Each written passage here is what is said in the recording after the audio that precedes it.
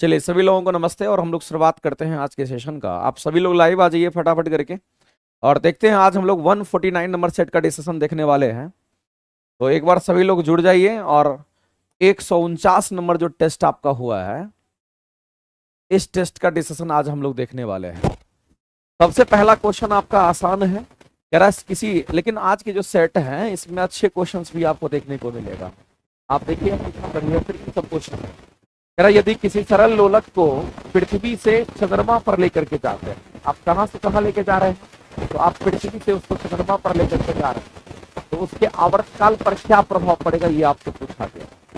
तो मेरे में हम लोग जानते हैं, अगर हम जी की अगर बात करते हैं, अगर जी का मान अगर हम देखते हैं पृथ्वी की सतह पर, अगर जी का मान देखते हैं तो ये तो जी होता है। लेकिन अगर जी का मान चंद्रमा की सतह पर अगर देखते हैं, अगर चंद्रमा की सतह पर देखेंगे तो ये G/6 होता है। इसका मतलब है कि कहीं न जी से G/6 ये मान कम हो जाता है।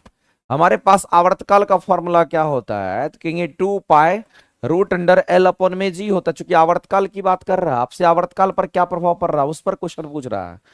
तो इस फॉर्मूला में अगर आप देखिएगा तो आपको जी टर्म दिख रहा है। चूंकि एल को काट दीजिए, चूंकि उस पर कोई चर्चा नहीं कर रहा है। 2π काट दीजिए, कोई चर्चा नहीं किया कर रहा है। इसका मतलब आवर्तकाल जो है हमारा कहीं ना कहीं ये वित्तकर्मानुपाती होगा किसका, तो अंडर रूट में जी का। मामला क्या है मेरे, कि आप पृथ्वी से चंद्रमा पर आ रहे हैं तो जी का मान घट रहा है, ये मान ज्यादा है, ये मान कम है। तो आप कहेंगे जसर जैसे ही पृथ्वी से चंद्रमा पर आएंगे तो जी का मान घटेगा, और जब जी का मान घटेगा तो आवर्तकाल बढ़ जाएगा, और इस परिस्थिति में क्वेश्चन करेंगे आवर्तकाल उसका बढ़ जाएगा। ऑप्शन नंबर बी आपका राइट हो जाएगा। चलते हैं आगे बढ़ते हैं, अगला क्वेश्चन देखते हैं। बताइए अगला। इस क्वेश्चन पर मेरे भाई आप ध्यान रखना, बीपीएससी टीआरई 3.0 में भी क्वेश्चन आपका पूछा था, और ये बहुत ही फेमस ज्यादा क्वेश्चन हमारा है, जिस पर क्वेश्चन हमेशा आते रहता है। इसीलिए एग्जाम आस्किंग करके आप इसको नोट कर लेना, और इसके जो भी कंसेप्ट है इस कंसेप्ट को आप जान लीजिए, क्योंकि एग्जाम में कई बार ये क्वेश्चन रिपीट भी करता है। आपको क्वेश्चन में क्या पूछा है समझना गौर से। कहता है कि 20 केजी की वस्तु पर एक बल कार्य करता है, और जिससे उसका वेग 2 सेकंड में 5 मीटर पर सेकंड से 2 मीटर पर सेकंड हो जाता है, तो बल द्वारा किया गया कार्य क्या होगा। कहीं ना कहीं मेरे भाई ऐसा बल लगाया जाता है कि अगर कोई वस्तु गति में ज्यादा स्पीड से चल रहा है तो उसकी गति को कम कर दिया जा रहा है, रोकने का कोशिश किया जा रहा है। तो आपको एक बात ध्यान रखना है कि क्वेश्चंस कई बार ऐसे क्वेश्चन आते हैं, और टीआरई में आप देखिए ना 3.0 में ये क्वेश्चन डायरेक्ट इस तरह का क्वेश्चन पूछा था, इसी फॉर्मेट पर क्वेश्चन आपका पूछा गया था। और करना कुछ नहीं, कंसेप्ट जिसको पता रहेगा तुरंत बना लेगा।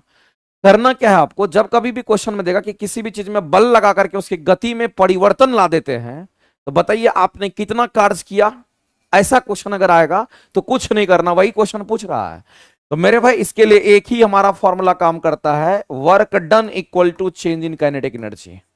वर्क डन इक्वल टू क्या काम करता है, चेंज इन काइनेटिक एनर्जी। बस और बस ये फॉर्मूला काम करता है।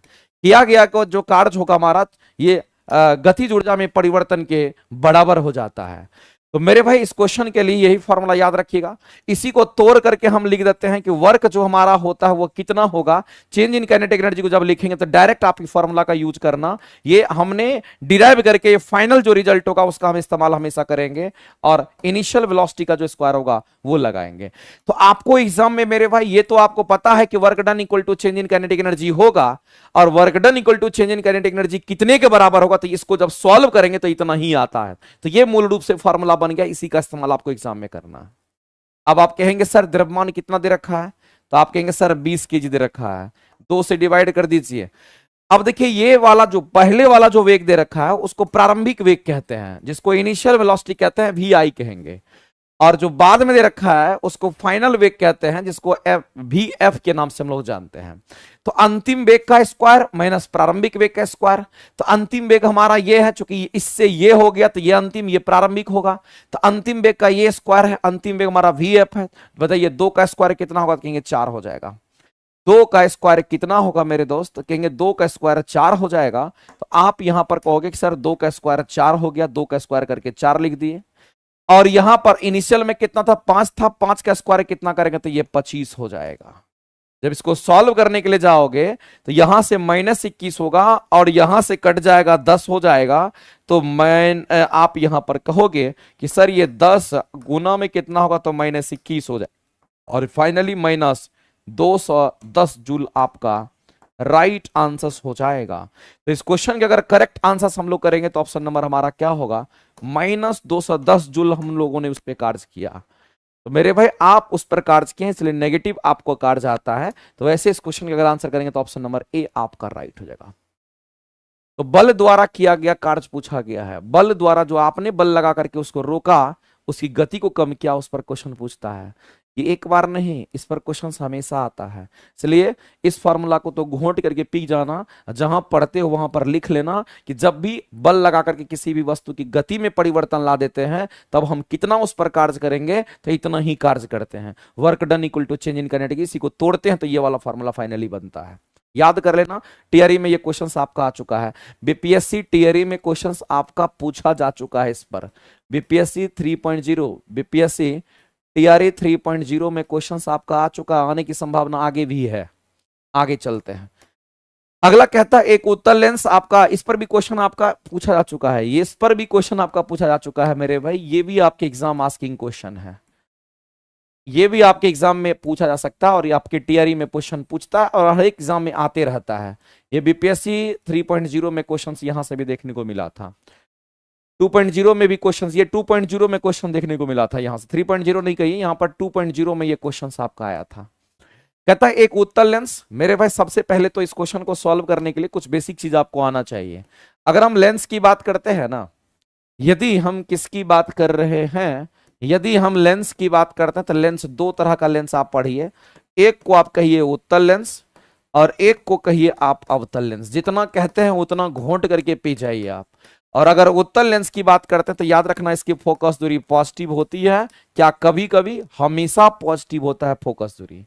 और इसकी फोकस दूरी क्या होगी, तो जब इसकी फोकस दूरी पॉजिटिव होगी तो याद रखना इसकी फोकस दूरी नेगेटिव होती है और ये ऑलवेज होता है। और अगर फोकस दूरी पॉजिटिव तो पावर भी पॉजिटिव, फोकस दूरी नेगेटिव तो पावर भी नेगेटिव। आप उत्तल लेंस अवतल लेंस का पावर आप डायरेक्ट बता सकते हैं और ये चीज आपको याद भी रखना है मेरे भाई। तो अब चलते हैं क्वेश्चन पर।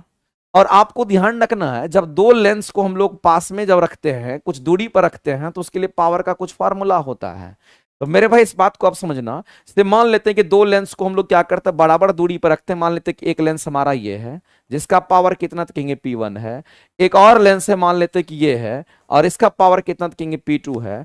अगर इन दोनों लेंस को कुछ दूरी पर रखते हैं, इन दोनों लेंस को अगर मान लेते हैं कि d दूरी पर रखते हैं, तो बताइए दोनों का संयुक्त पावर कितना होगा। तो मेरे भाई संयुक्त पावर निकालने के लिए फॉर्मूला होता है, संयुक्त शक्ति निकालने का फॉर्मूला होता है, संयुक्त पावर को पीस दिखाते हैं, इसका फॉर्मूला होता है। और संयुक्त पावर का फॉर्मूला हो जाएगा क्या, कहेंगे P1 प्लस में P2 माइनस D जो दूरी है गुना में हो जाएगा हमारा P1 इंटू P2। ये फॉर्मूला जेन्युइन होता है, आपको ध्यान रखना। जब दो लेंस हमारा आपस में कुछ दूरी पर रखा होता है तो दोनों लेंस के मिलने से जो संयुक्त शक्ति होगी, संयुक्त पावर होगा, कितना होगा तो इतना होगा मेरे भाई। इसी का इस्तेमाल इस क्वेश्चन में भी करना है। लेकिन मामला क्या है इस क्वेश्चन का, इस क्वेश्चन में मामला यह है कि दोनों को कैसे रखा गया है, संपर्क में रख दिया गया। दोनों को संपर्क का मतलब दोनों को सटा दिया गया। जब दोनों को सटा दिया जाएगा तो D का मान 0 हो जाएगा। जब दोनों को संपर्क में लाया गया, जब दोनों को सटा दिए तो D का मान क्या हो गया, तो मेरे भाई 0 हो जाएगा।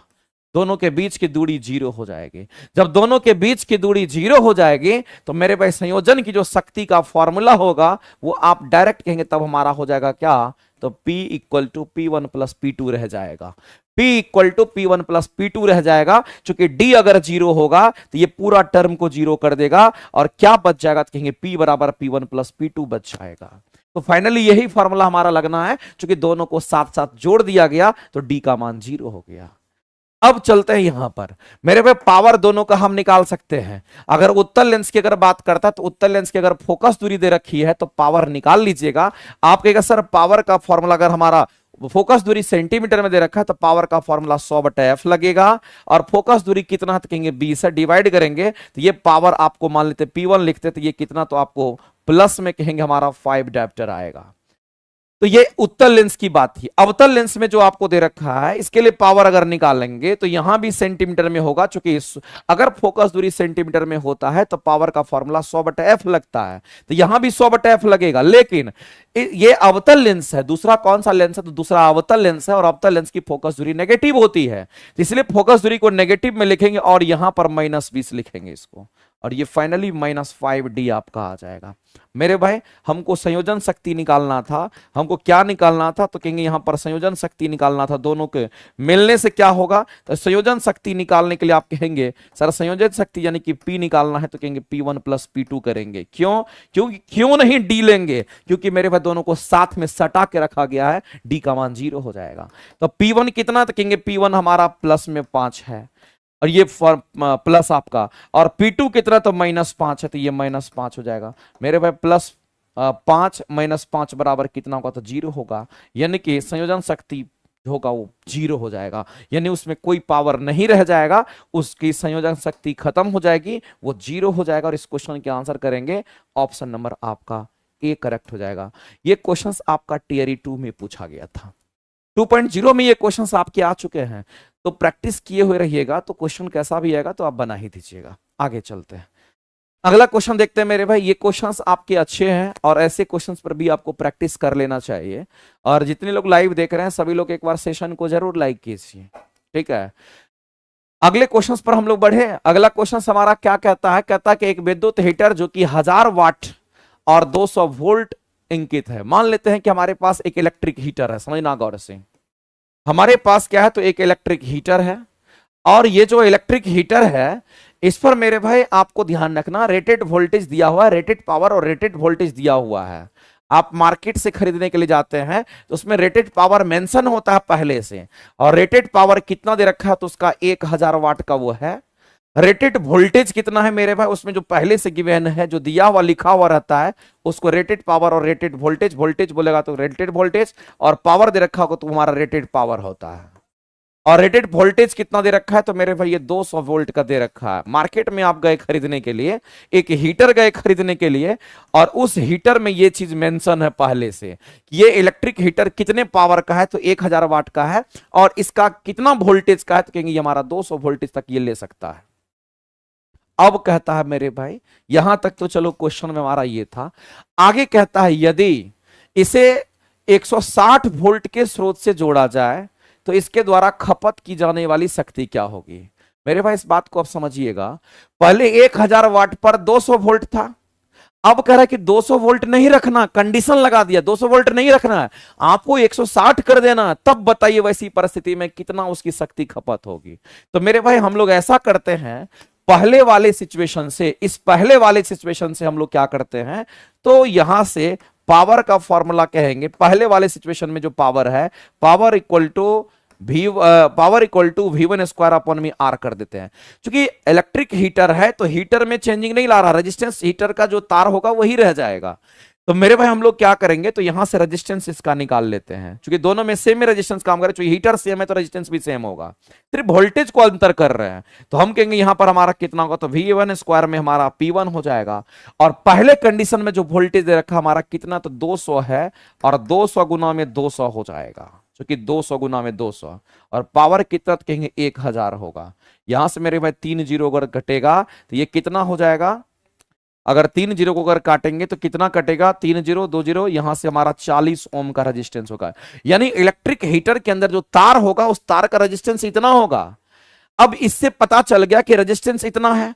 अब कह रहा है मेरे भाई क्वेश्चंस में कि अब आपको 200 वोल्ट नहीं लेना है, अब आपको बताइए कि आप 160 वोल्ट बता करके बताइए, अगर 160 वोल्ट अगर वो रेटेड वोल्टेज होगा तो वह कितना पावर को कंज्यूम करेगा। तो मेरे भाई हम कहेंगे पावर निकालने के लिए तो फॉर्मूला वही होगा, और कहेंगे पावर हमारा जो बाद का होगा वो V2² अपॉन में क्या कहेंगे, तो हमारा R हो जाएगा। तो हमारा वोल्टेज कितना कह रहा है करने के लिए बाद में, तो वोल्टेज बाद में कह रहा है इतना करने के लिए, इसका मतलब ये V2 है। अगर पहले वाला कौन है तो कहेंगे ये हमारा V1 है, ये हमारा पावर P1 था, तो R निकाल लिए यहां से। अब मेरे भाई R तो दोनों में सेम ही होगा, कोई दिक्कत नहीं है, क्योंकि हमारा इलेक्ट्रिक हीटर वही है। वोल्टेज को चेंज किया तो यहां पर हो गया अब हमारा वोल्टेज 160 160 गुना 160, चूंकि वोल्टेज का स्क्वायर है। और R रेजिस्टेंस जो आपने हीटर का निकाला है वो कितना ओम निकाला था, आप रखेंगे यहां पे 40, मेरे भाई इसको इससे काट दीजिए, 4 चौके 40 यानी कि 16 चौके 64, इसका मतलब 640 वाट का पावर अब उसमें आपका कंज्यूम होगा। अब इतना पावर आपका खर्चा होगा, इस बात को ध्यान रखना, इतना पावर आपका क्या होगा, कहेंगे वहां पर इतना खपत होगा, 640 वाट खपत होगा। और इस क्वेश्चन के अगर आंसर करेंगे तो ऑप्शन नंबर सी राइट हो जाएगा। नेक्स्ट अगला क्वेश्चन मेरे भाई, ये भी एक अच्छा क्वेश्चन है, एग्जाम में अगर पूछता है तो आपसे बनना चाहिए। सर जी मैथ का डिस्कशन क्यों नहीं हो रहा है, सागर जी कह रहे हैं। तो सभी लोगों को हम बता देना चाहते हैं कि मैथ का डिस्कशन जो है आपका अमरजीत सर जो है मंडे से प्रॉपर आपका डिस्कशन लेंगे। थोड़ा उनको अर्जेंट घर का कुछ काम था जिसकी वजह से वो क्लासेस नहीं ले पा रहे थे, लेकिन आप ये श्योर मानिए कि मैथ का डिस्कशन मंडे से तो होगा ही होगा। और आज भी जो है सौरभ सर आपका डिस्कशन कराएंगे, इसलिए आप तैयार रहिएगा। आज भी डिस्कशन मैथ का होगा, लेकिन कंटिन्यू जो है आपको अमरजीत सर ही कराएंगे। मंडे से आपको वो क्लासेस लेंगे, टेंशन नहीं लेना है, ठीक है। तो कभी कभी हो जाता है, थोड़ा कुछ परेशानी सबके साथ होता है, इसलिए बहुत ज्यादा प्रेशर में नहीं रहना है, रिलैक्स रहिए और जो भी टीचर कराएंगे उसको तब तक कर लीजिए, फिर मंडे से सर कंटिन्यू करेंगे आपका, ठीक है। चलिए आगे चलते हैं, अगला क्वेश्चन हम लोग देखते हैं। नेक्स्ट क्वेश्चन के ऊपर हम लोग आते हैं और समझते हैं क्या कहता है। क्वेश्चन के ऊपर हम लोग बात करते हैं। ये क्वेश्चन हमारा क्या कहता है, कहता है एक लकड़ी का गुटका पानी में इस प्रकार तैरता है कि उसका 2/3 आयतन पानी के नीचे है, तो बताइए उस लकड़ी का घनत्व कितना होगा।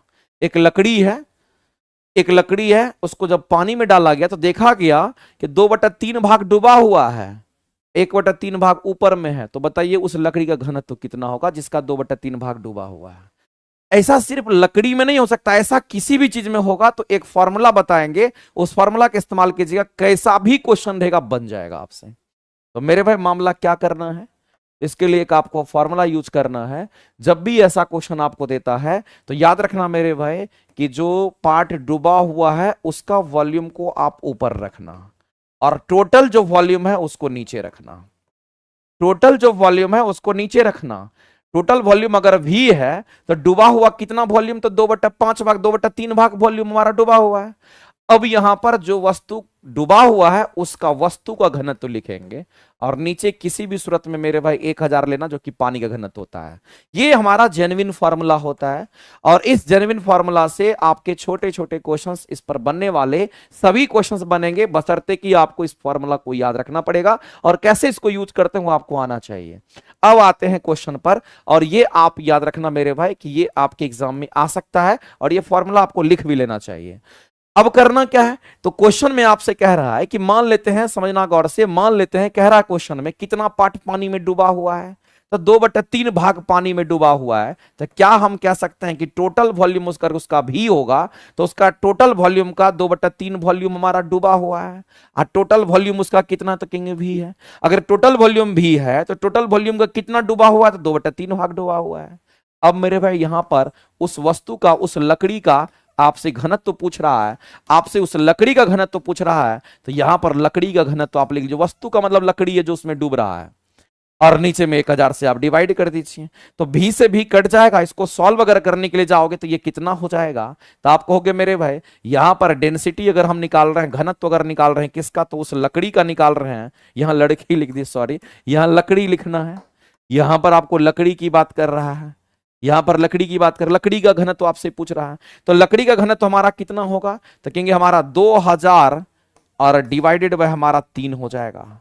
और इसको अगर कैलकुलेट करोगे तो ये कितना होगा, 1500 से तो नहीं हो सकता है, हमारा 750 भी नहीं होगा। इसका मतलब है 6 के 18, इसका मतलब है 666.7 kg पर मीटर क्यूब होगा।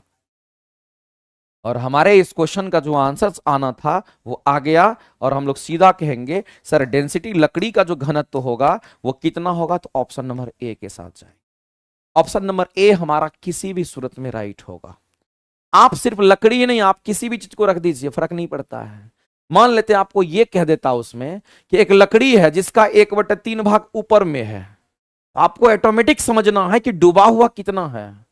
जब 1/3 भाग ऊपर है तो 2/3 भाग डूबा हुआ है।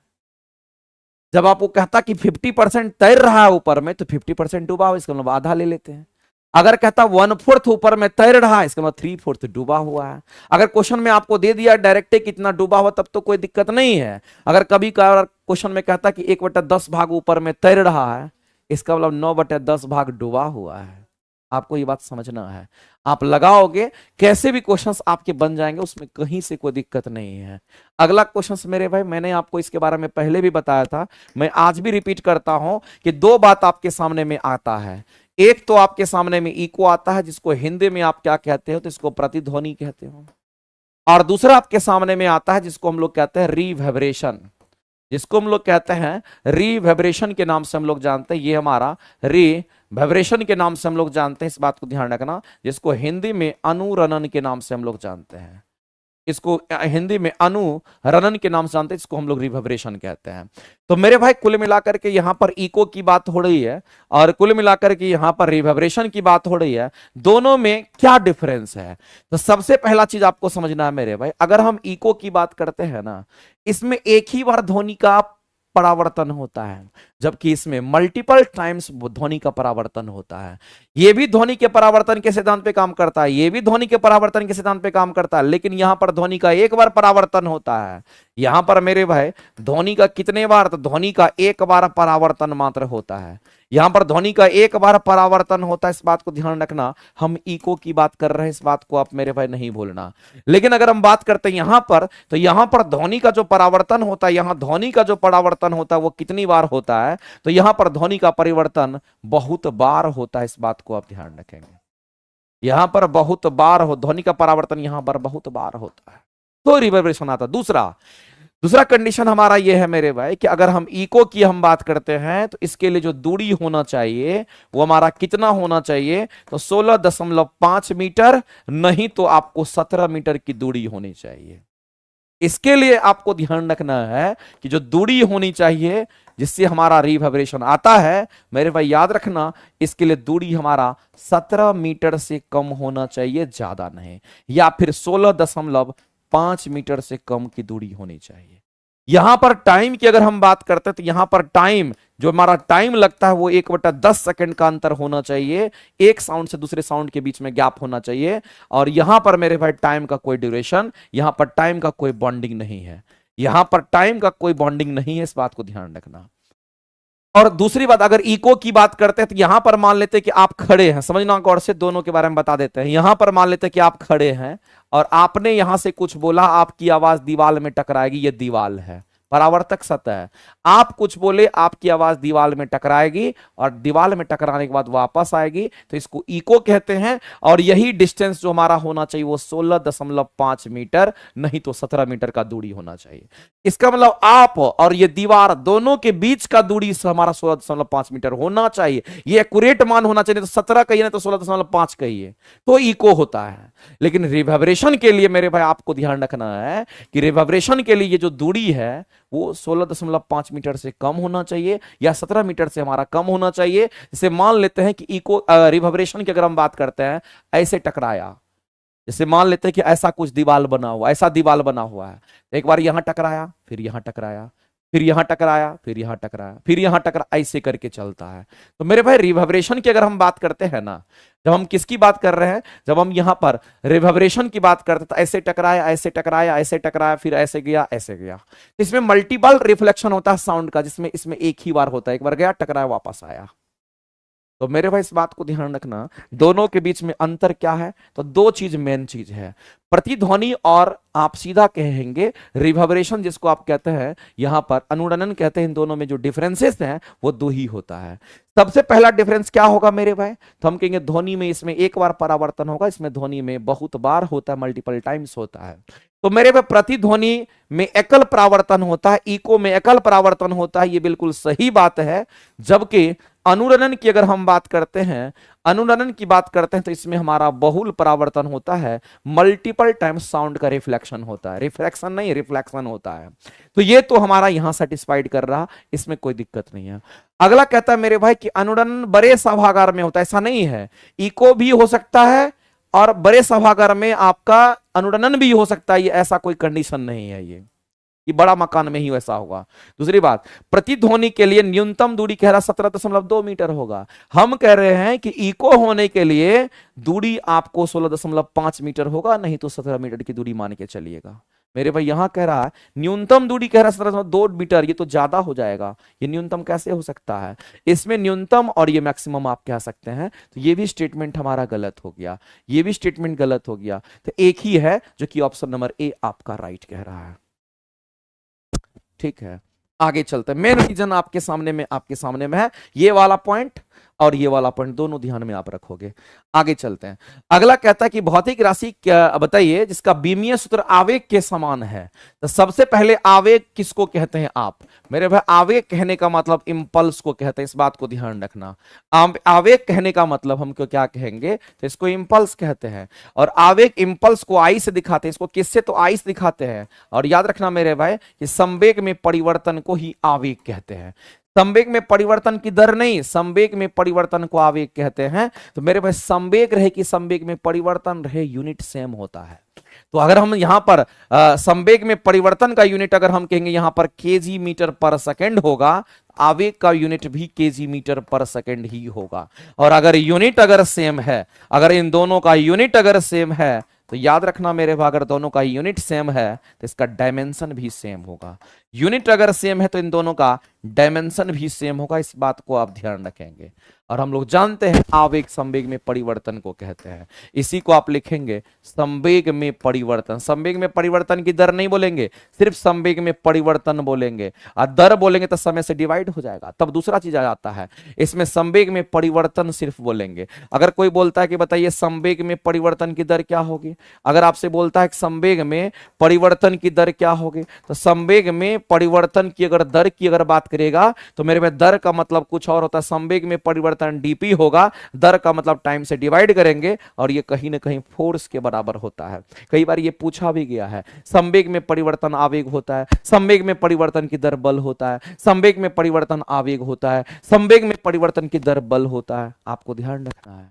तो मेरे भाई यहां जो क्वेश्चन आपको दे रखा है, कह रहा कि आवेग के बीमीय सूत्र के जैसा हमारा होगा, किसका होगा? तो कहेंगे आवेग संवेग में परिवर्तन।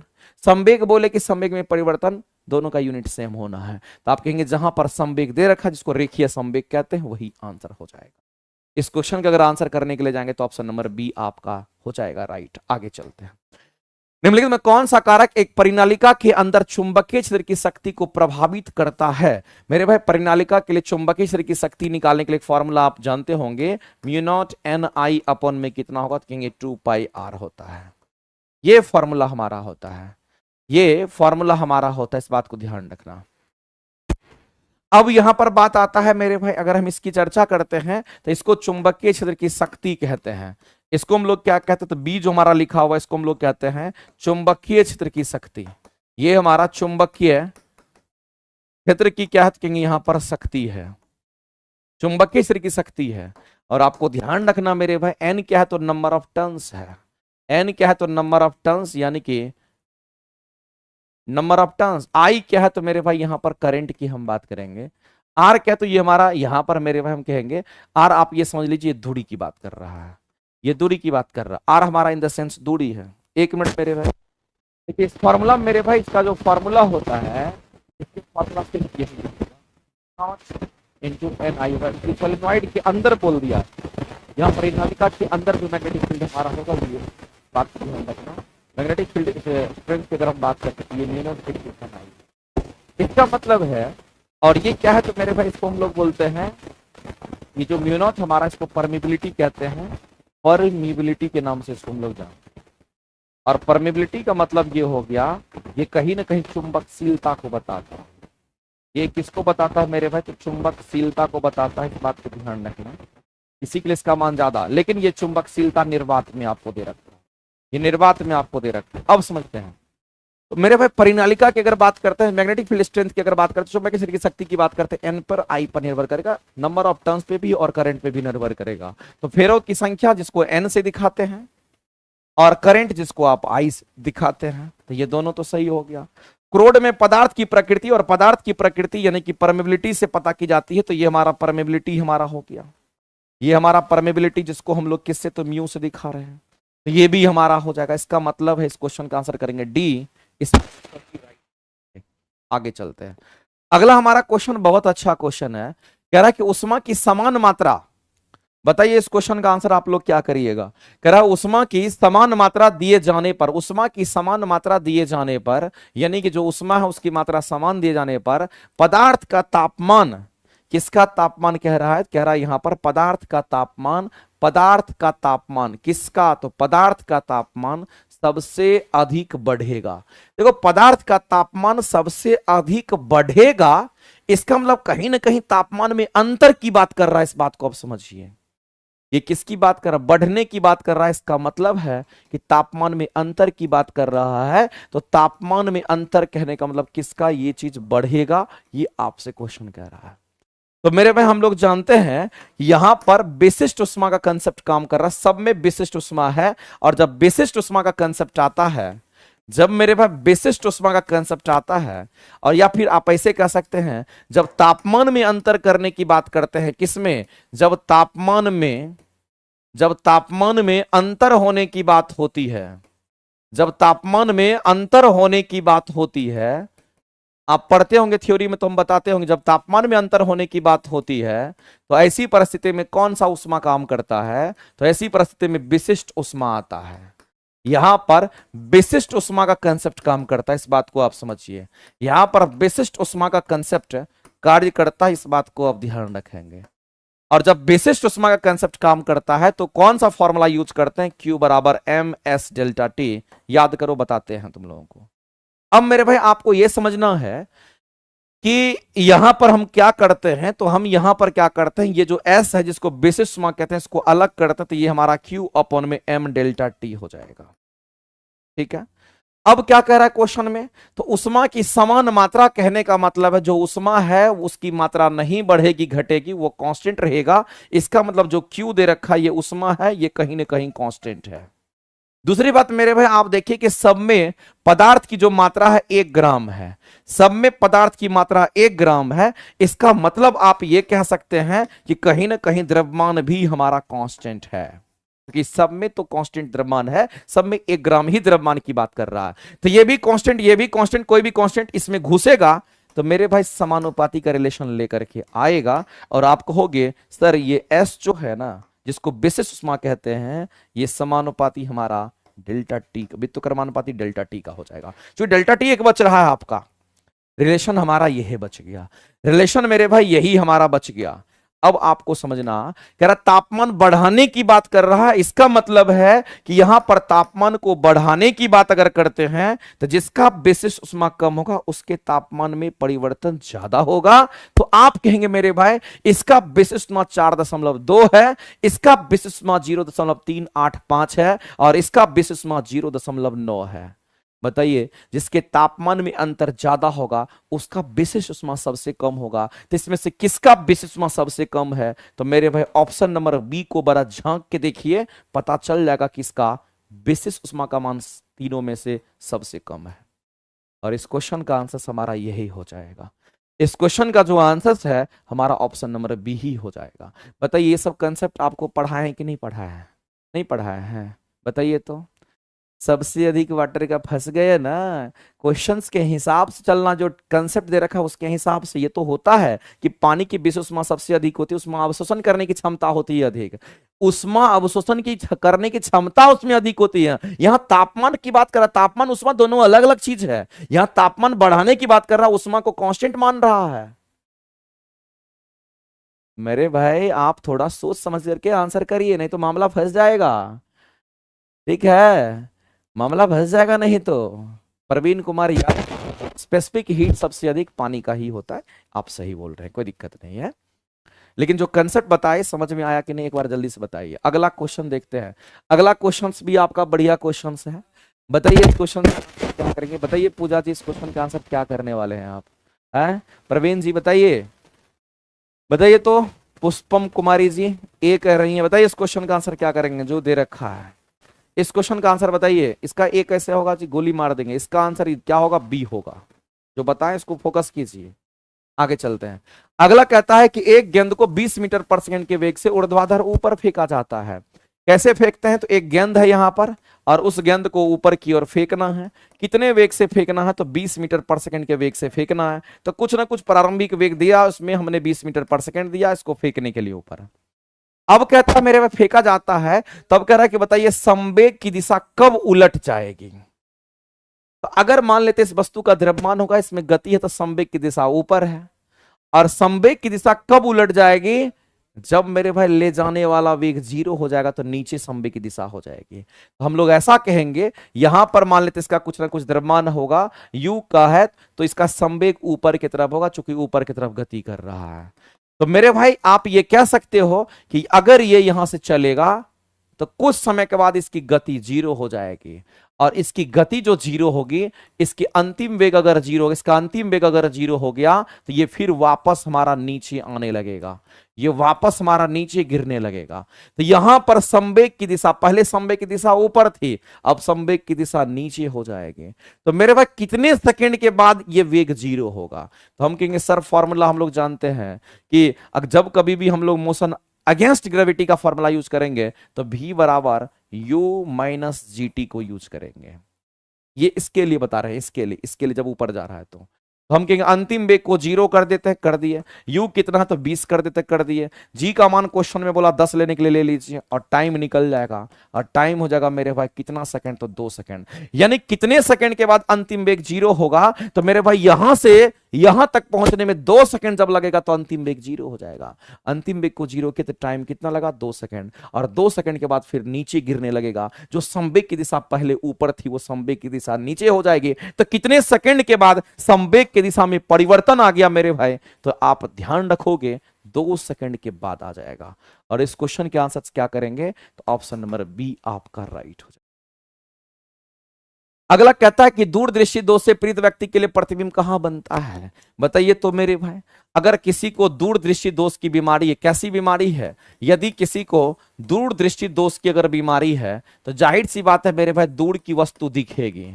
इसको दूर की वस्तु जो है वो आपको दिखेगी, दूर की वस्तु दिखेगी, लेकिन इसको कहां नहीं दिखेगा, तो इसको नजदीक नहीं दिखेगा।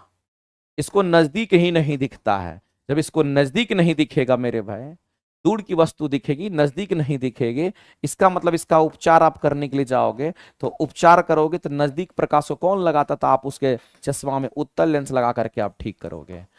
एक बात है मेरे भाई, जब मान लेते कोई बीमारी नहीं है, तो आपके रेटिना पर, आंख के पीछे रेटिना होता है, उस रेटिना पर इमेज बनेगा। अगर मान लेते हैं दूरदृष्टि दोष किसी को होगा, दूर की वस्तु दिख रही है, इसका मतलब है कहीं ना कहीं रेटिना के पीछे इमेज बना है। बात को ध्यान रखना मेरे भाई, जिधर आपको दिख रहा है, तो हम सीधा कहेंगे रेटिना के पीछे इमेज बनेगा दूरदृष्टि दोष के कैटेगरी में। इस बात को आप ध्यान रखेंगे। अगर मान लेते कि ये आई है, तो ऐसा कुछ हमारा होता है, ये हमारा क्या, तो कहेंगे आंख है, और इसको मान लेते हैं इस तरीके से हमारा क्या है, तो कहेंगे यहाँ पर हमारा रेटिना है। ये क्या है, तो कहेंगे हमारा रेटिना है, इसको हम लोग रेटिना कह दिए। और यहाँ लेंस लगा हुआ है, यहाँ पर लेंस लगा हुआ है।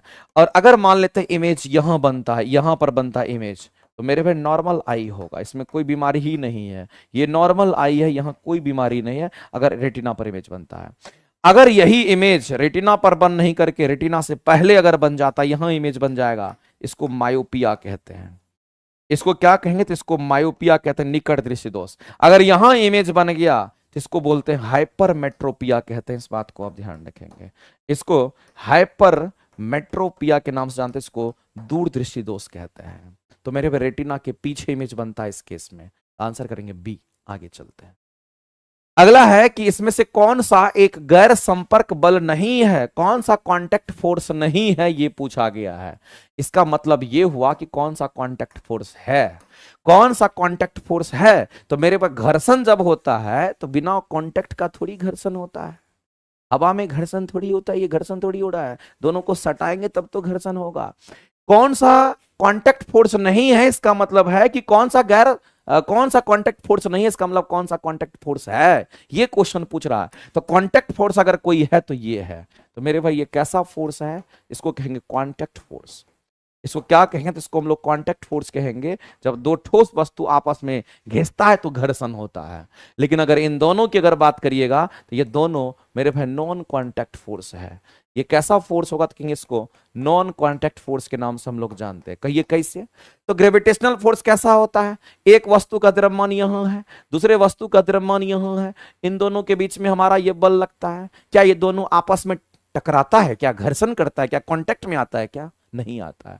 तो मेरे भाई ये नॉन कांटेक्ट फोर्स है। ये कैसा फोर्स है? नॉन मैग्नेटिक फोर्स में एक मैग्नेट यहां एक मैग्नेट यहां, दोनों के बीच में बल अनुभव करने लगते हैं, धक्का देता है या खींचता है या धक्का देता है, तो ये भी कोई कांटेक्ट फोर्स नहीं है। ये दोनों नॉन कांटेक्ट फोर्स है, ये नॉन कांटेक्ट फोर्स नहीं है। ये क्या है? तो कांटेक्ट फोर्स है। जो नॉन कांटेक्ट फोर्स नहीं है वही पूछा गया था। आंसर करेंगे सी, आंसर करेंगे सी। आगे आगे मेरे भाई जो सेट आप दे रहे हैं 149 नंबर, 141 से शुरुआत हुआ 160 तक की गाड़ी चलेगी। आपको ध्यान रखना है 7वां 8वां सेशन चल रहा है।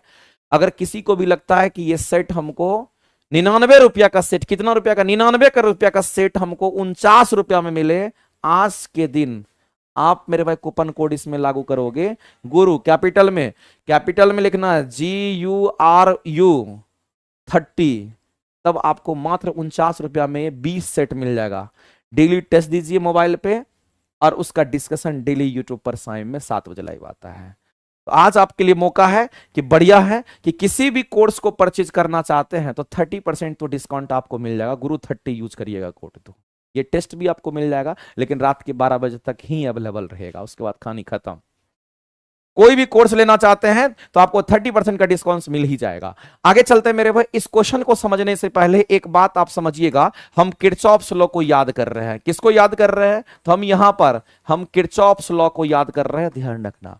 और किरचॉफ्स लॉ या किरचॉफ्स का जो स्टेटमेंट है उसको आप समझिए मेरे भाई। किरचॉफ्स का एक स्टेटमेंट था, किरचॉफ्स का एक स्टेटमेंट था, जो उष्मा का अच्छा अवशोषक होता है उष्मा का अच्छा उत्सर्जक भी होता है।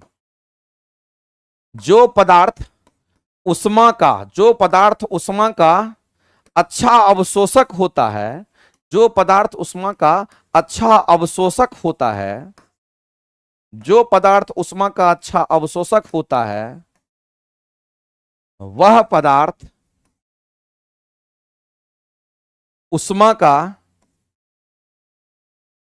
अच्छा उत्सर्जक भी होता है, अच्छा उत्सर्जक भी होता है, उत्सर्जक भी होता है। ये स्टेटमेंट आपको याद रखनी चाहिए, ये स्टेटमेंट पूरी तरीके से आपको याद रखना चाहिए। किरचॉफ्स का ये स्टेटमेंट है, ये स्टेटमेंट किरचॉफ्स का। जैसे आपने सुना होगा ब्लैक बॉडी, और ब्लैक बॉडी को कृष्ण पिंड को कहते हैं ब्लैक बॉडी, नाम आपने सुना होगा मेरे भाई ब्लैक बॉडी। और याद रखना, अगर ब्लैक बॉडी की बात करते हैं तो इसको बोलते हैं कृष्ण पिंड।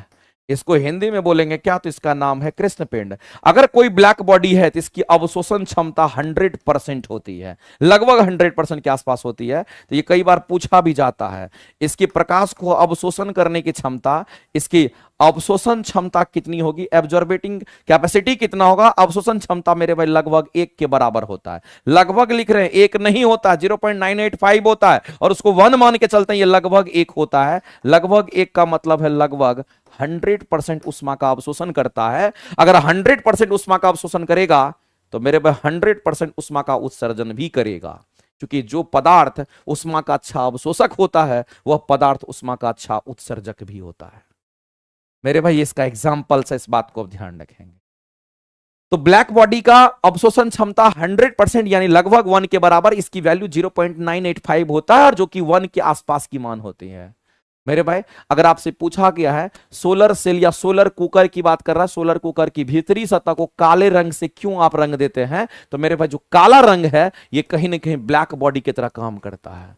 ये किसके तरह काम करेगा? तो ये कहीं ना कहीं ब्लैक बॉडी की तरह काम करेगा। और ब्लैक बॉडी की अगर बात करते हैं तो आपको ध्यान रखना है, अगर इसकी अवशोषण क्षमता 100% है तो इसकी उत्सर्जन क्षमता भी 100% ही होगी। इसका मतलब मेरे भाई अगर ये ब्लैक बॉडी की तरह काम करता है, ये अगर अच्छा परावर्तक होगा तो ये अच्छा अवशोषक भी होगा। किसका? उष्मा का। आगे कहता है मेरे भाई क्योंकि यह उष्मा का कुचालक होगा, यहां कह रहा है कि उष्मा का अच्छा अवशोषक हो रहा है, यहां कह रहा है उष्मा का कुचालक होगा, तो मेरे भाई ये तो स्टेटमेंट गलत हो गया ना। ऑप्शन नंबर ए और बी करेक्ट करेंगे, इसीलिए इस क्वेश्चन का आंसर करेंगे डी, आपका राइट आंसर हो जाएगा। ऑप्शन नंबर डी आपके राइट हो जाएंगे। नेक्स्ट अगला कह रहा है बताइए कौन सा समस्थानिक और संभारिक दोनों बताता है। मेरे भाई समस्थानिक संभारिक दोनों बताता है, इसका मतलब समस्थानिक का मतलब जिसकी परमाणु संख्या समान द्रव्यमान संख्या भिन्न भिन्न, ये तो केवल समस्थानिक को बताता है, ये केवल संभारिक को बताता है, और ये आपका केवल संभारिक को। तो ये दोनों केवल संभारिक को और ये केवल समस्थानिक को। कोई ऐसा आपको दे रखा है जो समस्थानिक के साथ साथ संभारिक को भी बताता है? कोई नहीं। तो मेरे भाई इस क्वेश्चन का आंसर क्या करेंगे? ऑप्शन नंबर ई के साथ आप जाएंगे, ऑप्शन नंबर ई के साथ जाएंगे, क्योंकि दोनों आपको पूछ रहा है कौन बताता है। अगला आगे क्वेश्चन बढ़ते हैं और अगला क्वेश्चन हम लोग देखते हैं क्या कहता है। कहता है कि बताइए कि अणुओं की ज्योमेट्री जो है आपको बतानी है किसका कैसा होता है, ये तो आपको याद रखना पड़ेगा। जैसे कार्बन डाइऑक्साइड की हम बात करते हैं तो मेरे भाई कार्बन डाइऑक्साइड की जो ज्योमेट्री होगी वो कैसी होगी, इसको आप समझते हैं। कार्बन डाइऑक्साइड की जो ज्योमेट्री होगी वो कैसी होगी, इसको समझना है। सबसे पहला हमारा क्या कहेंगे, कार्बन डाइऑक्साइड है, और कार्बन डाइऑक्साइड की अगर ज्योमेट्री की अगर बात करें, एक कार्बन और दो ऑक्सीजन, एक कार्बन दो ऑक्सीजन, एक कार्बन दो ऑक्सीजन, ऑक्सीजन को टिका दीजिए यहां पर, एक कार्बन दो ऑक्सीजन। मेरे पास कार्बन की वैलेंसी पूरी हो गई, 4 इलेक्ट्रॉन पूरा हो गया, लेकिन ऑक्सीजन का नहीं होगा, ऑक्सीजन के बाहर के 6 इलेक्ट्रॉन होगा, तो 2 और 2 4 और 2 तो भाग ले लिया है, इसमें भी 2 2 4, ये ऐसा होता है। और इनके जो बॉन्ड एंगल होंगे ये 180 डिग्री का होता है। जब बॉन्ड एंगल मेरे भाई, इसको कहते हैं बॉन्ड एंगल, इनका क्या कहेंगे, इसके अंदर बॉन्ड एंगल की बात करेगा तो वो 180 डिग्री होगा। तो अगर बॉन्ड एंगल 180 डिग्री है तो मेरे पास वो लीनियर होता है। वो कैसा होगा, क्योंकि हमारा लीनियर ज्योमेट्री का होता है, जिसको रेखीय ज्योमेट्री, जिसको रेखिक ज्योमेट्री कहते हैं, इसको रेखिक कहते हैं, इस बात को ध्यान रखना। तो कार्बन डाइऑक्साइड हमारा जो होगा उसका रेखिक ज्योमेट्री होगा, ये स्टेटमेंट बिल्कुल सही है। इसके बाद हम H2O पर चलते हैं और जल की बात करते हैं। इसका स्ट्रक्चर ऐसा ही होता है, जब आप H2O की बात करोगे तो इसमें आपके एक ऑक्सीजन और दो दो हाइड्रोजन होगा, और भी शेप में ये होता है, ये लीनियर नहीं होता, ये भी शेप में होता है। एक हाइड्रोजन यहां टिकेगा, एक हाइड्रोजन यहां टिकेगा, हाइड्रोजन का काम चल गया, हाइड्रोजन का काम चल गया मेरे भाई, तो अब कहेंगे ऑक्सीजन का भी काम चल गया, एक इलेक्ट्रॉन इलेक्ट्रॉन की साझेदारी कर लिया है, लेकिन 2 ही इलेक्ट्रॉन साझेदारी में भाग लिया है। ऑक्सीजन के पास 6 इलेक्ट्रॉन बाहरी कक्षा में इलेक्ट्रॉन होते हैं, इसका मतलब है अभी भी इसके पास 4 इलेक्ट्रॉन है। और मेरे भाई इसका जो बॉन्ड एंगल होता है वो आपको याद रखना जल के लिए, यहां जो होता है वो आपको 104.5 डिग्री का होता है। ये इसका बॉन्ड एंगल 104.5 डिग्री का होता है, इस बात को आप ध्यान रखेंगे। और ये कैसा शेप का है मेरे भाई, इसकी आकृति कैसी है, तो ये आपको वी शेप का है, ये वी शेप का है। तो यहां मुड़ा हुआ, बेंट का मतलब क्या होता है, बेंट का मतलब मुड़ा हुआ ऐसा, ये बेंट है, इसका मतलब ये स्टेटमेंट सही है। वी शेप कहने का मतलब मेरे भाई ये बेंट है, ये कैसा, तो मुड़ा हुआ है। जैसे आपके पास कलम होगा, 2 रुपये वाला जो कलम आता है, इसको मोड़िए ऐसे करके बेंट कर जाता है, वैसा ही इसका स्ट्रक्चर होता है। इसके बाद हमारा आता है एक और, जिसको कहते हैं मीथेन गैस, जिसको हम लोग कहते हैं CH4। मेरे भाई एक कार्बन पर 4 गो हाइड्रोजन को चिपका दीजिए। एक्चुअली में ये देखने में ऐसा लिखता है, लिखने के लिए हम लोग ऐसा लिखते हैं, लेकिन इसकी ज्योमेट्री ऐसी होती नहीं है। एक कार्बन में कितने हैं, एक कार्बन में इसमें हाइड्रोजन की संख्या हमारा 4 है, तो हाइड्रोजन को ऐसे चिपकाइए, 3D फिगर में ये होता है, ऐसा होता है। और इसके पीछे बॉन्ड एंगल अगर थीटा देखिएगा तो ये आपको 109 डिग्री का शायद होता है। यहां जो बॉन्ड एंगल आपका होगा वो कितने डिग्री का होगा, क्योंकि ये आपको याद भी रखना है, बॉन्ड एंगल 109.5 डिग्री का बॉन्ड एंगल होता है। मेरे भाई ये पूछता है बॉन्ड एंगल वगैरह याद रखना।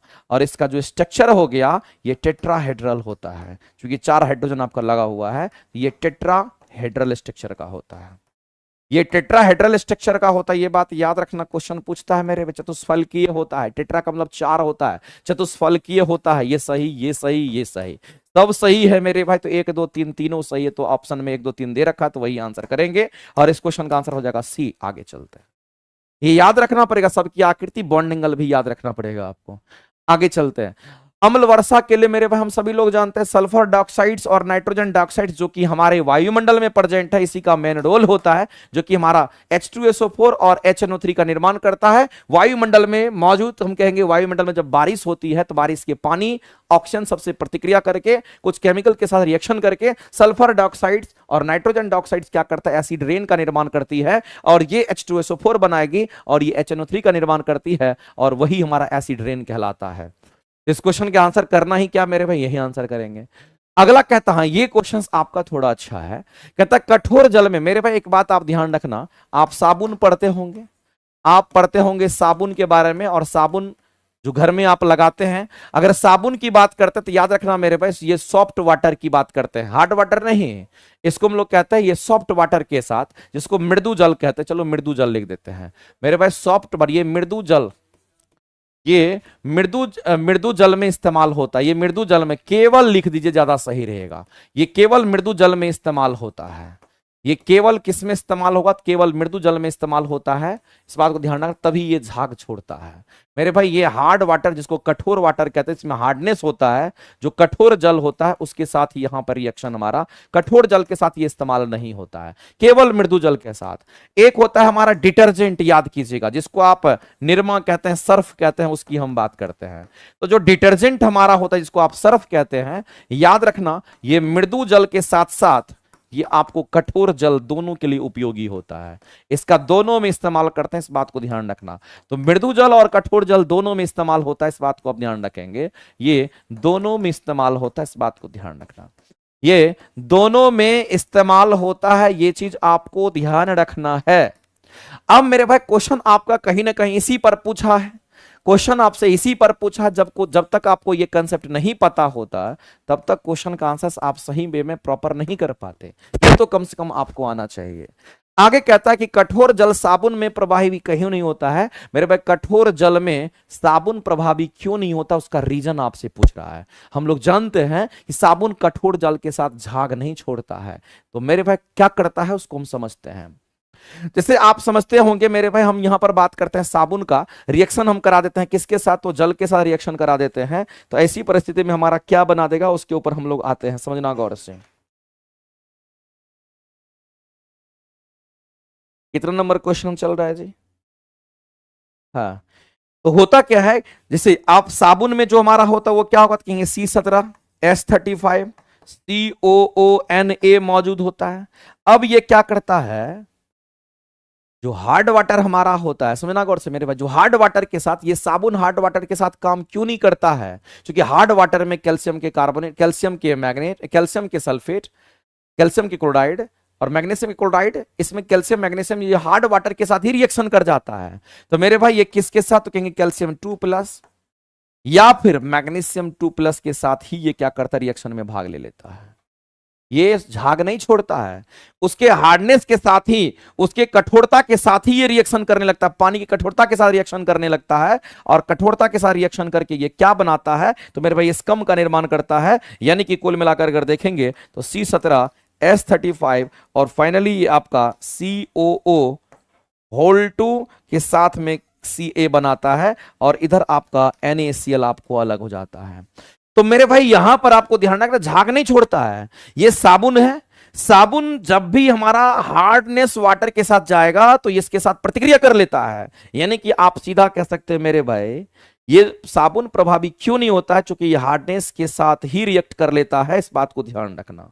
ये साबुन ये पानी के हार्डनेस से ही रिएक्ट कर लेता है, ये साबुन पानी के हार्डनेस से रिएक्ट कर लेता है, और किसका निर्माण करता है, प्रेसिपिटेट का निर्माण करता है, और ये होता है व्हाइट पीपीटी, ये होता है व्हाइट पीपीटी। और इसी व्हाइट पीपीटी को हम लोग क्या कहते हैं, स्कम के नाम से जानते हैं, इसी को हम लोग कहते हैं स्कम, ये बना देता है। यहां झाग नहीं बनता है, ये स्कम बन जाता है, इस बात को ध्यान रखना, इसीलिए यहां झाग नहीं निकलता है। तो ध्यान रखेंगे, क्यों नहीं, तो मेरे भाई आप सीधा कहेंगे इसमें स्कम फॉर्मेशन हो जाता है, इसमें मिसेल फॉर्मेशन नहीं होता है। मिसेल फॉर्मेशन वहां होता है जहां झाग बनता है, यहां स्कम बन जाता है, इस बात को आप ध्यान रखेंगे।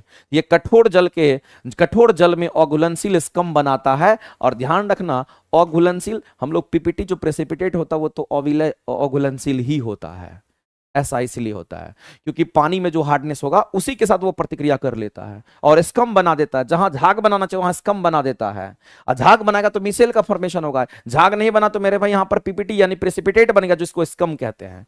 अगर झाग निकलता तो उसको हम लोग क्या कहते हैं, तो उसको हम लोग मिसेल कहते हैं। ध्यान रखेंगे। आगे चलते हैं। ब्रोमीन वाटर टेस्ट की अगर हम बात करते हैं तो आपको ध्यान रखना, ये बहुत ही फेमस है और इसका क्वेश्चंस भी कई बार पूछता है। ब्रोमीन वाटर टेस्ट हम किसके अंतर के लिए इस्तेमाल करते हैं, तो मेरे भाई आपको ध्यान रखना है, हम किसकी बात करते हैं, ब्रोमीन वाटर टेस्ट की बात करते हैं। हम ब्रोमीन वाटर टेस्ट को Br2H2O के नाम से जानते हैं, इसको ब्रोमीन वाटर टेस्ट कहा जाता है। इसको क्या बोलेंगे तो आप सीधा कहेंगे सर इसको हम लोग ब्रोमीन वाटर टेस्ट कहते हैं। ये बात आपको समझना है। लेकिन ब्रोमीन वाटर टेस्ट किस लिए इस्तेमाल होता है, तो ब्रोमीन वाटर टेस्ट मेरे भाई ध्यान रखना है, ये डिफरेंशिएट करता है कि संतृप्त हाइड्रोकार्बन है कि असंतृप्त हाइड्रोकार्बन है, कार्बन कार्बन के बीच में डबल बॉन्ड है कि कार्बन कार्बन के बीच में सिंगल बॉन्ड है, उसको बताता है। तो मेरे भाई ये आपको संतृप्त और असंतृप्त हाइड्रोकार्बन के बीच अंतर बताता है। संतृप्त ये किसके अंतर बताता है, तो कहेंगे ये हमारा संतृप्त तथा असंतृप्त की हम बात करते हैं। संतृप्त तथा हमारा असंतृप्त, संतृप्त तथा असंतृप्त संतृप्त तथा असंतृप्त हाइड्रोकार्बन के बीच अंतर स्पष्ट करता है। इस बात को ध्यान रखेंगे। इसके साथ अंतर स्पष्ट करता है, इस बात को ध्यान रखेंगे। इसका मेन काम हमारा यही होता है। तो आपको पहले ही ऑप्शन में दे रखा है, ऑप्शन नंबर हमारा ये हो जाएगा। अल्कोहल मेरे भाई न्यूट्रल होता है, जबकि कार्बोक्सिलिक एसिड हमारा क्या, तो कहेंगे एसिड होता है। इसके लिए हम लोग लिटमस टेस्ट करते हैं। इसके लिए हम लोग क्या करते हैं, इसके लिए हम लोग लिटमस टेस्ट का इस्तेमाल करते हैं। इस बात को लिटमस क्या करेगा, तो इसमें एसिड में रंग बदल देगा, और अल्कोहल न्यूट्रल होता है, उसमें कलर चेंज नहीं करता है। तो इन दोनों में डिफरेंस बताने के लिए लिटमस टेस्ट का यूज करते हैं। ठीक है। और एस्टर साबुन ये तो हमारा नहीं है। तो मेरे पास क्वेश्चन का अगर आंसर करेंगे तो ऑप्शन नंबर ए आपका राइट हो जाएगा। ब्रोमीन वाटर टेस्ट किस लिए इस्तेमाल करते हैं, तो आपको ध्यान रखना सैचुरेटेड और अनसैचुरेटेड हाइड्रोकार्बन को अलग करने के लिए इस्तेमाल करते हैं। इतना याद रख लीजिए। आगे चलते हैं। अगला है मेरे भाई कौन सा, गैल्वानिक सेल के। इसके कंसेप्ट बहुत अच्छे हैं। इसको बताने के लिए मेरे भाई हमको अलग से एक पेज लेना चाहिए था, लेकिन यहाँ पे पेज नहीं ले पाएंगे, इसलिए हम यही कोशिश करते हैं।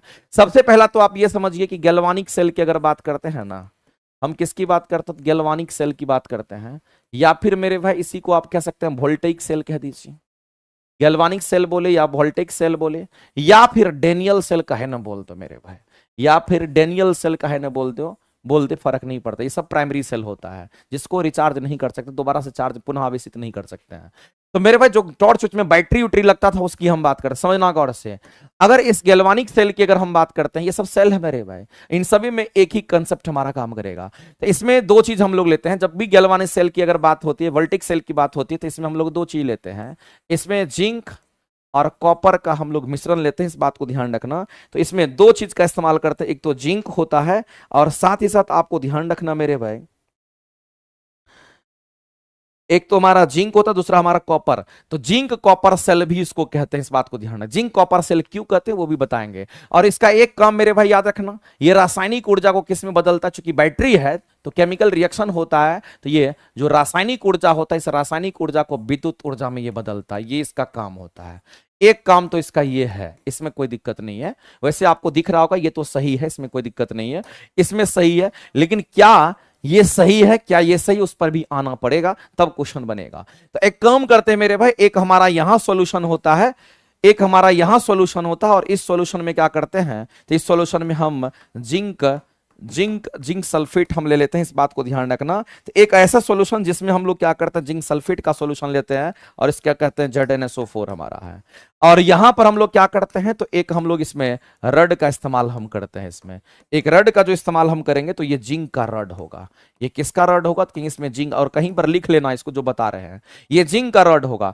एक और हम लोग सॉल्यूशन अलग से लेते हैं मेरे भाई, और वो जो सॉल्यूशन हमारा होगा, इसको हम लोग चूंकि जिंक और कॉपर का सेल हमारा होता है, तो यहां पर कॉपर का सॉल्यूशन ले लीजिए, और उसको कॉपर सल्फेट आप कह दीजिए। इसको आप कह दीजिए CuSO4 कह दीजिए। कॉपर सल्फेट का सॉल्यूशन है, ये जिंक सल्फेट का सॉल्यूशन है। और एक रड आप यहां भी लीजिए मेरे भाई, एक रड आप यहां भी लीजिए। इस बात को आप ध्यान रखना, एक रड आप यहां भी लीजिए, कोई दिक्कत नहीं है। दो रड हम लोगों ने लिया, एक रड हम यहां भी मेंशन कर रहे हैं।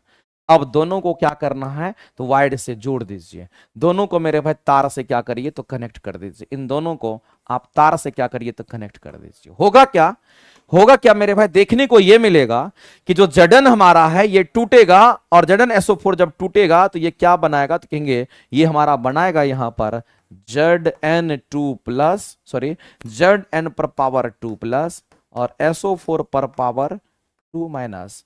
तो इसके अंदर मेरे भाई Zn2 प्लस आपको दिखने लगेगा।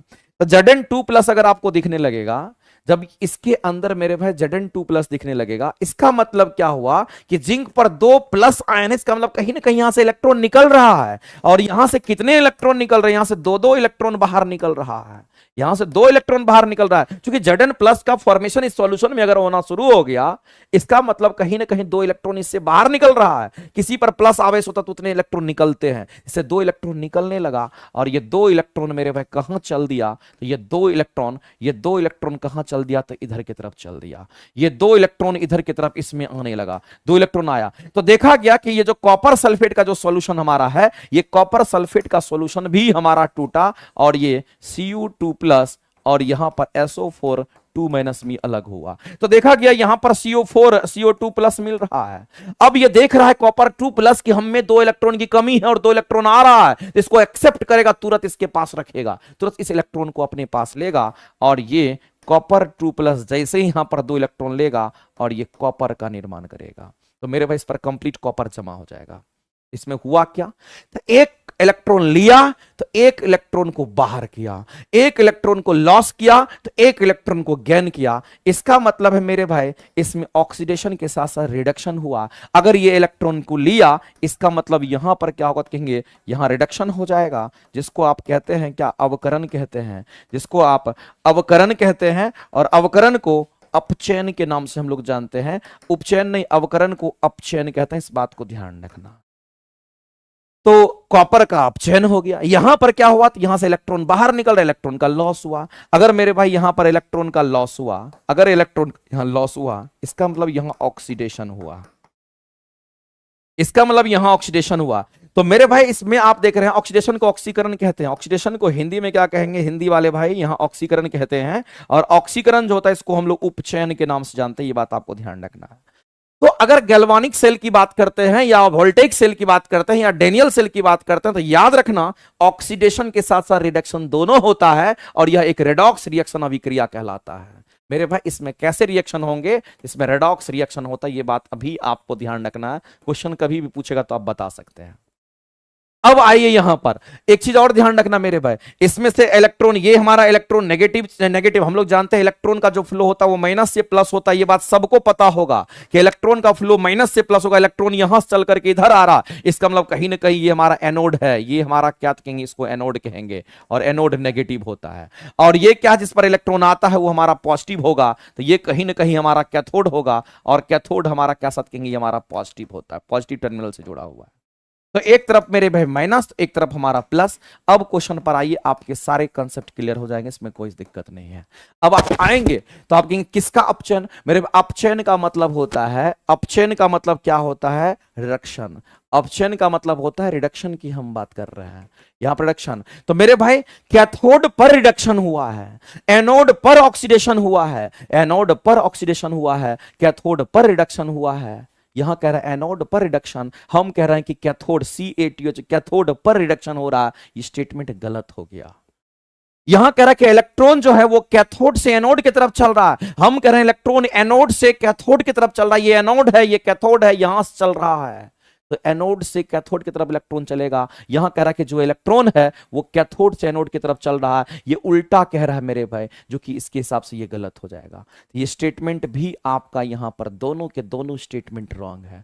इस क्वेश्चन का एक ही स्टेटमेंट आपका सही हो पाया, जो कि ऑप्शन नंबर आपका सी कह रहा था। एक ही स्टेटमेंट इसका राइट हो पाया, बाद बाकी ऊपर के दोनों स्टेटमेंट गलत। हाँ, अगर यहां कैथोड होता तो सही होता, अगर यहां एनोड से कैथोड की बात करता तो सही होता।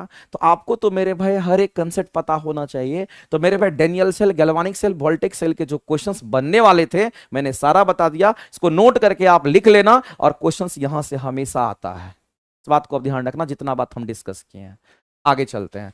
अगला है polyvinyl chloride is the polymer of किसका, तो मेरे भाई विनाइल क्लोराइड। तो विनाइल क्लोराइड एक मोनोमर है और पॉलीविनाइल क्लोराइड हमारा एक पॉलीमर है। तो बहुत सारे मोनोमर से मिलकर के एक पॉलीमर का निर्माण होता है। तो ये तो क्वेश्चन मेरे भाई इजी है, इसमें कोई दिक्कत नहीं है। आगे चलते हैं। पानी में नमक मिलाने से उसका बॉइलिंग पॉइंट और हिमांक बिंदु बढ़ जाता है। मेरे भाई बॉइलिंग पॉइंट तो बढ़ेगा लेकिन फ्रीजिंग पॉइंट घट जाता है। ये क्वेश्चंस तो बहुत कॉमन है। बॉइलिंग पॉइंट बढ़ेगा और फ्रीजिंग पॉइंट उसका घटेगा। आप इस क्वेश्चन के आंसर्स करने में मेरे भाई थोड़ा भी कोताही नहीं करेंगे और करेंगे आंसर। आगे चलते हैं। अगला मेरे भाई यहां पर बोला कि उष्माक्षेपी अभिक्रिया। तो हम सभी लोग जानते हैं कि जब कभी भी हमारे सामने में उष्माक्षेपी की बात करता है, इसका मतलब आप क्या समझते हैं? इसका मतलब यह हुआ मेरे भाई वैसी अभिक्रिया जिससे उष्मा बाहर निकलती है। वैसी अभिक्रिया जिससे उष्मा क्या होती है? वैसी अभिक्रिया जिससे उष्मा बाहर निकलती है। जिससे उष्मा बाहर निकलती है, जिससे उष्मा बाहर निकलती उसको कहते हैं। तो मेरे भाई एक चीज आपको ध्यान रखना, एग्जाम्पल पॉइंट ऑफ व्यू से बताते, बहुत इंपॉर्टेंट है। सभी संयोजन अभिक्रिया, किसकी बात कर रहे हैं? जितने भी संयोजन अभिक्रिया होते हैं, सभी संयोजन अभिक्रिया कैसा होगा? तो याद रखना, सभी के सभी संयोजन अभिक्रिया उष्माक्षेपी होते हैं। ये सभी के सभी कैसे होंगे? तो उष्माक्षेपी होते हैं, इस बात को ध्यान रखना।